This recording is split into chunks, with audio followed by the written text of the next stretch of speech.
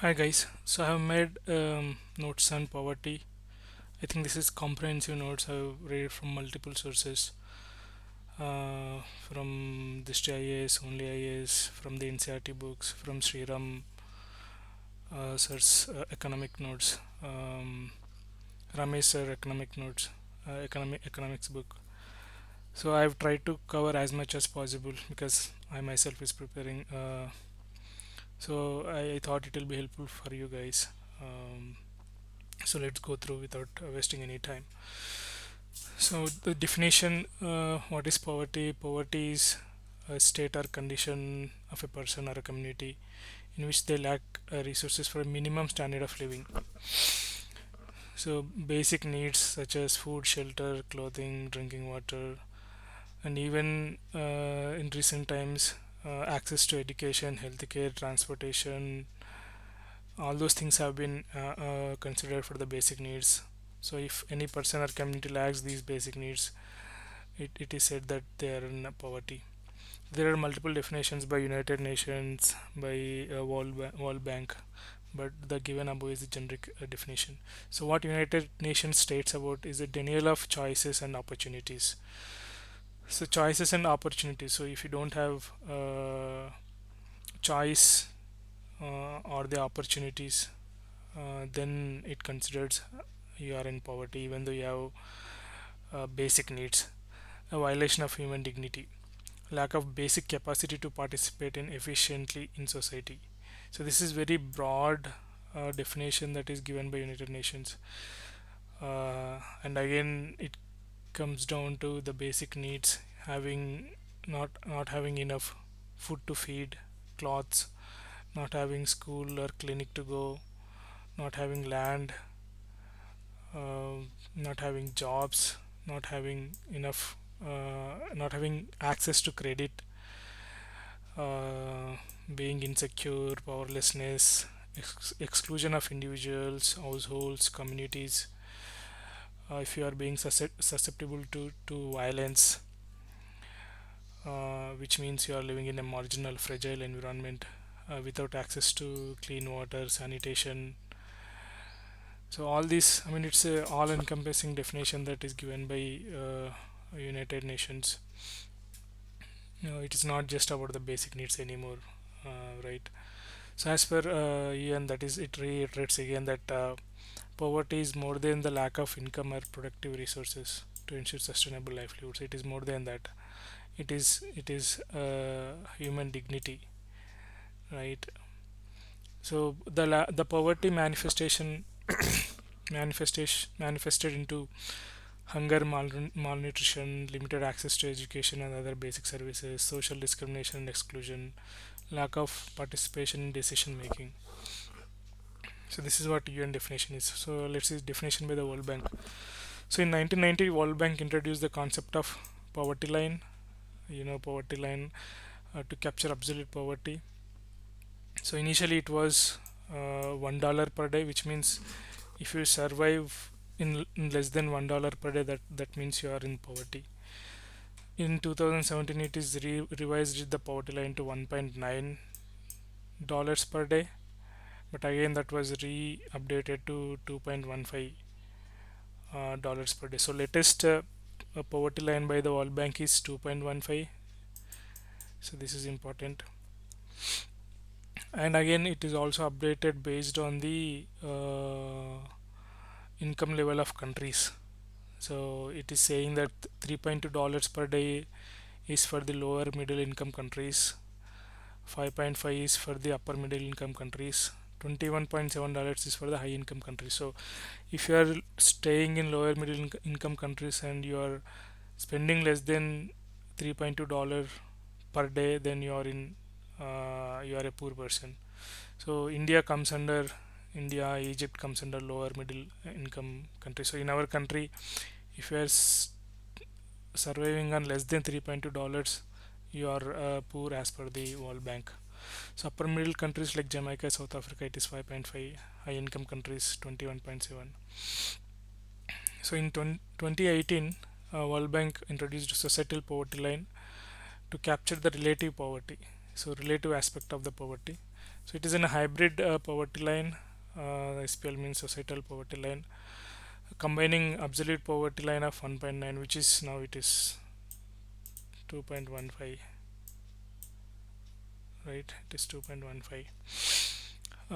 Place relative component that increases as median consumption or income in an economy rises. So SPL is a combination of absolute poverty line, which is $2.15, plus relative component that increases as the income increases. So this will keep on changing based on the income levels of the country. And the last definition is definition by United Nations Human Rights Commission.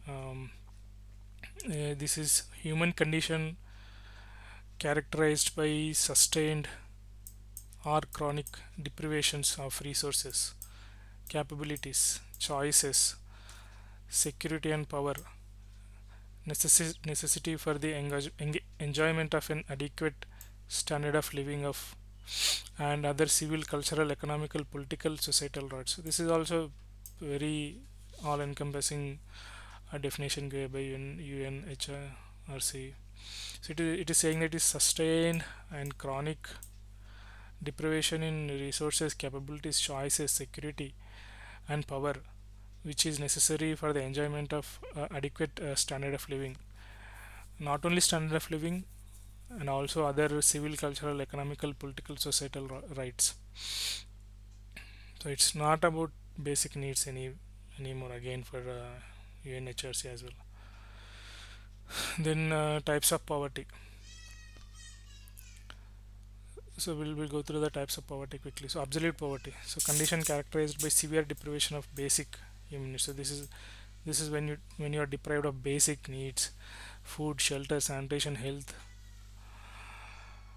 safe drinking water, education, information. Depends on not only income but access to services as well.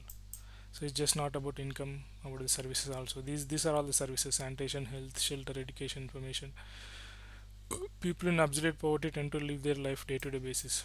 So it is survival for till the end of the day. So relative poverty, economic status of a family whose income is insufficient to meet society's average standard of living. So when you are comparing with other community, other group of people, then it becomes relative. So relatively poor at one place can be well off at other. So if you are poor in US, you can be considered rich in India, because the poverty lines are very much different in both.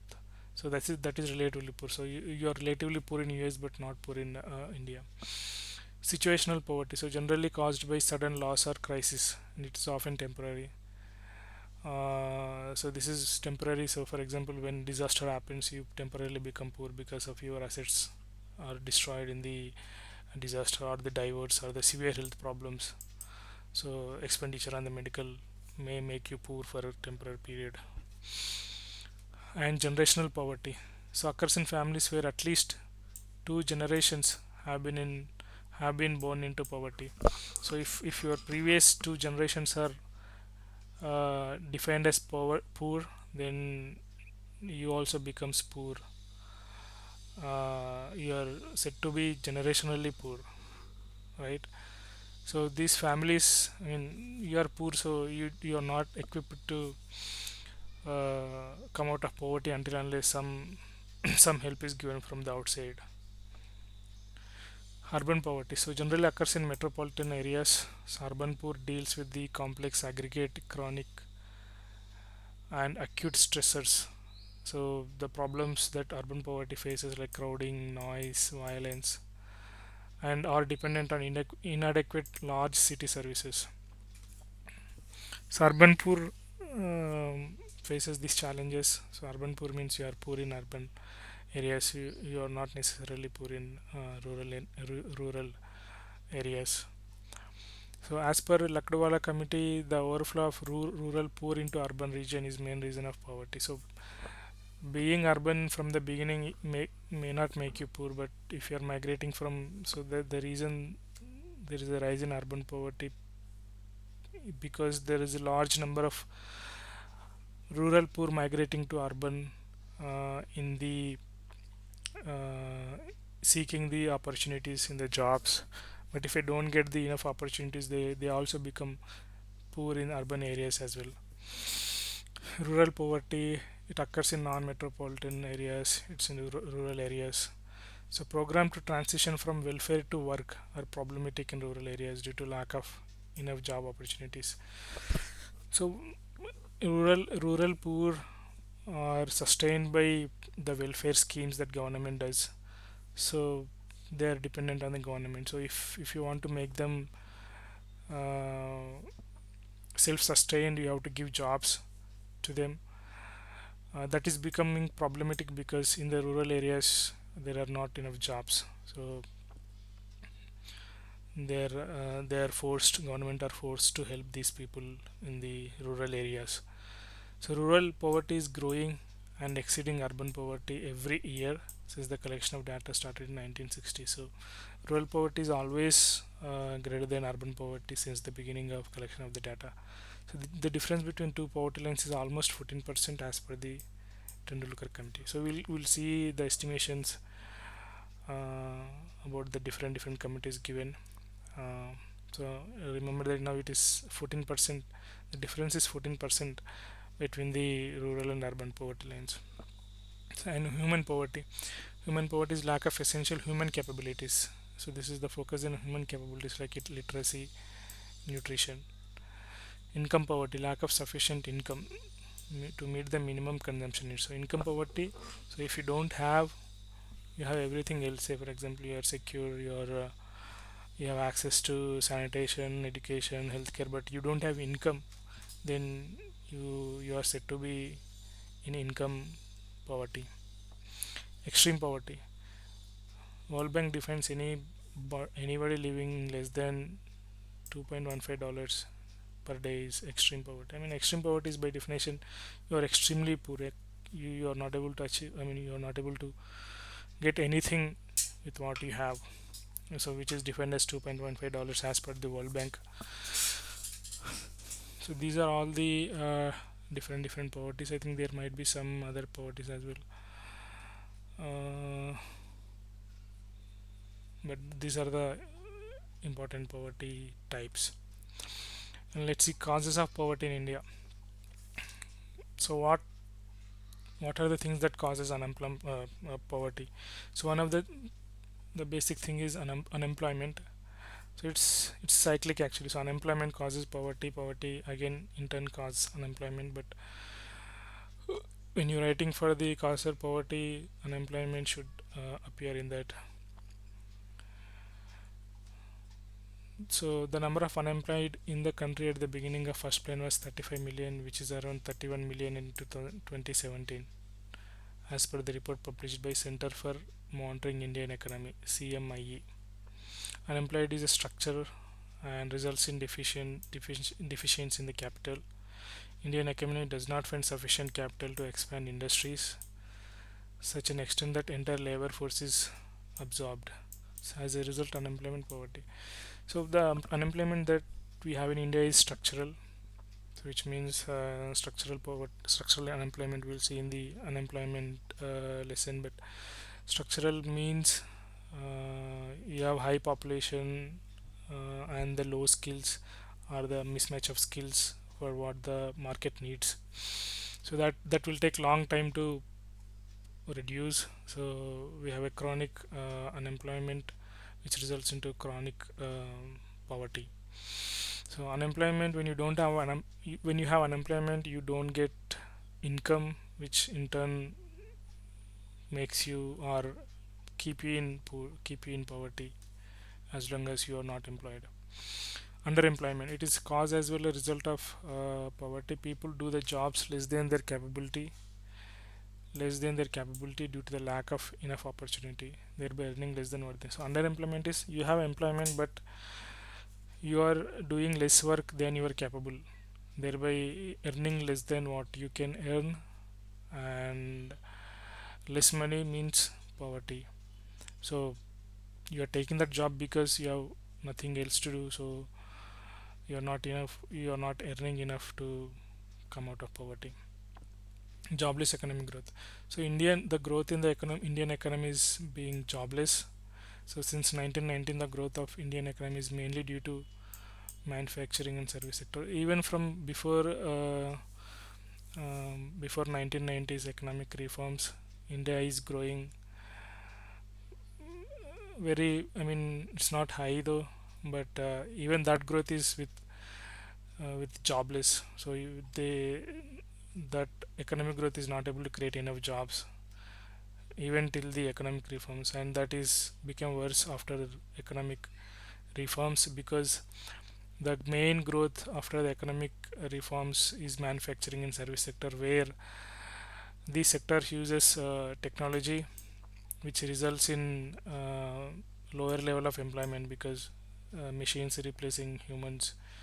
So the opportunities are less, so they become more poor, or unemployment increases, thereby poverty increases.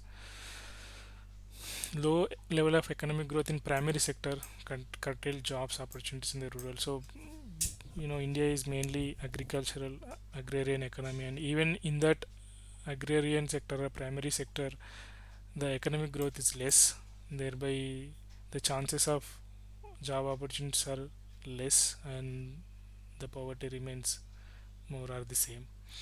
Heavy population pressure, this is one of the important cause for poverty. So there is a population explosion happened after independence, so we were growing at almost 2.1% per annually, so which is very alarming. So the population increased, but there is not enough growth to make the enough jobs. The less income, more people. So that is one thing, and the more people will um, increase the need for food, clothes, shelter, medicine, schooling, everything, which is not adequate already. So which is make things worse for the people that are coming into the society.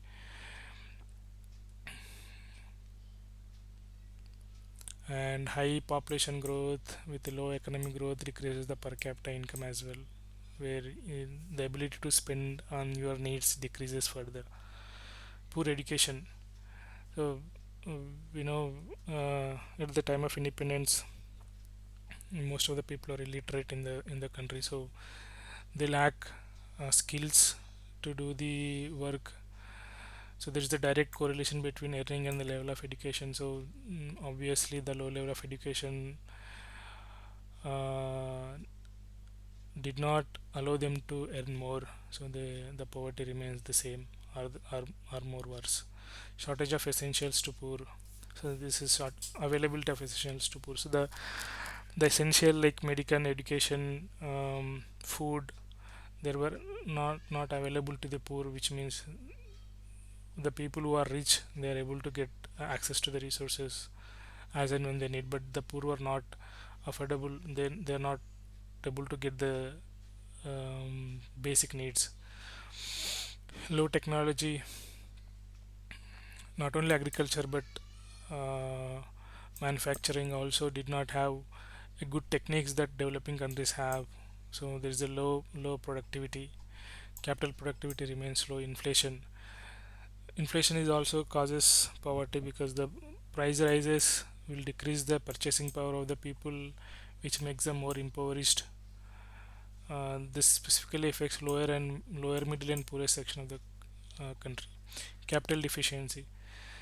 So development of an economy depends on capital formation, but the capital formation in the country is very poor, because the people are illiterate, unskilled, use outmodeled capital equipment as methods of production.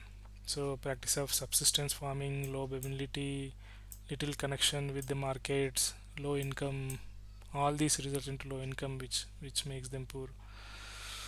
Failure of 5-year plans. So the 5-year plans, Garabi Hatao and other 5-year plans fail to achieve the poverty reduction or poverty elimination. Social factors. So there are customs and ceremonies that we do in Indian society. Say for example, religious ceremonies or the marriages. There are many ceremonies from cradle to grave, which we spend money on, and the poor people are forced to do these ceremonies. I mean, by socially, they borrow money and they'll not be able to send these things will make them even more poor. Historical reasons, this is also one of the main reason that so the colonial powers plundered our Indian economy over 200 years of period, and they did not allow our industries to go, which severely impaired our economic growth during the industrial revolution, which significantly affected our population and made them very very poor. Governance reason, corruption. After independence government, there is a high handedness in the officers. Corruption is prevalent, and this made them the schemes that people are getting. People were not able to get the intended benefit. Small hand holdings. So in Indian farmers, most of the farmers have small land holdings. Small land holdings results to low productivity. So farmers were not able to get the high incomes from their land holdings. So they are not able to come out of poverty. So this is just sample for information. So land holdings from 0 to 1 are called marginal farmers. 0 to 1 hectares, 1 to 2 hectares small, 2 to 10 medium, 10 plus hectares large. So in India, 86% in marginal and small farmers, which means 0 to 2 hectares, which are very small to get the productive incomes from them for them. So they were not able to come out of poverty with these land holdings, who are basically agrarian in nature. Geographical factors, the people who are staying in low fertile lands generally not able to earn income from the land. And access to natural resources, if you have more access to natural resources, there is a chance you can become rich. This will also impact anti-poverty schemes. So if government introduce anti-poverty schemes, that makes people more poor. Insurgencies in northeast Naxalism, this causes people to engage in active economic activities, thereby thereby making them more poorer. They'll not be able to come out of poverty. Poor physical or social capital base, gender discriminations. So these are all the reasons for the poverty in India. Right, go through them once again. So what are the consequences of poverty? It's unequal opportunities. So people who are not poor will be, I mean, people who are rich, they will get better opportunities. People who are poor, they'll not be able to get the better opportunities for various reasons, because poor people are generally illiterate. They lack awareness, they lack access to resources. Concentration of economic power. So poverty means so rich people becomes rich by using the tools they have. They have money, power, and everything. So they use them to make them richer and richer. But poor people do not have these tools. So the concentration of money will be with the rich people. Inefficiency. Poor do not get education, skills development. As a result, they will not be participating efficiently in the growth of economy. So the more people you have in the economy, the more inefficient the economy becomes, because the poor people lack in skills, education to make the work productive. Problem of unemployment. So again, employment causes poverty, poverty causes unemployment. This is a vicious cycle. Income inequalities, securities. So insecure, you have less security or social security. So in case if you are uh, uh, got any disease, then you become more poor, because you'll not have insurance because you are poor in the first place, right? Society. Poverty has social impact. More homelessness, more people on the street. So there is a correlation, seems to be correlation between poverty and crime. So in the poor countries, you see more crime. Number of thefts happen in a society. malnutrition, especially children in poor families. So if you are poor, you are not able to afford good food, which in turn makes the malnutrition prevalent in poor families, especially in children, because children are more prone to uh, malnutrition. Health, more occurrence of diseases because improper food make them immune, not their immunity very less, which makes them more prone to diseases.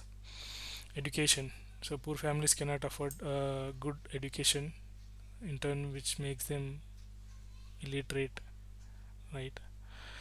Political and governance, less political participation, protest and rights.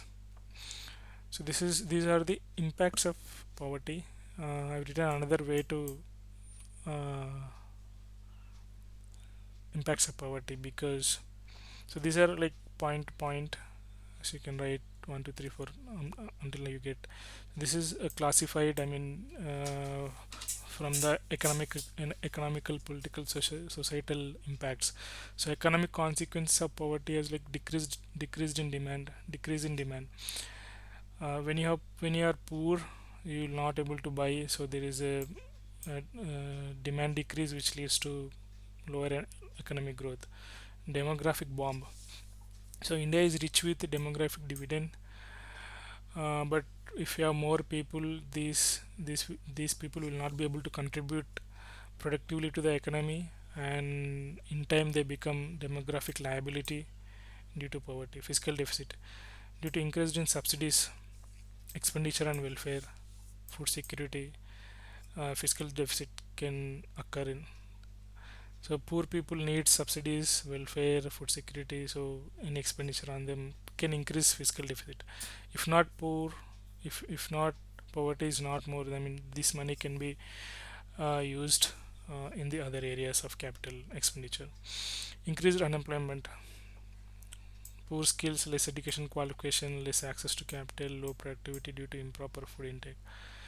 So you have poverty, you have more unemployment because you are not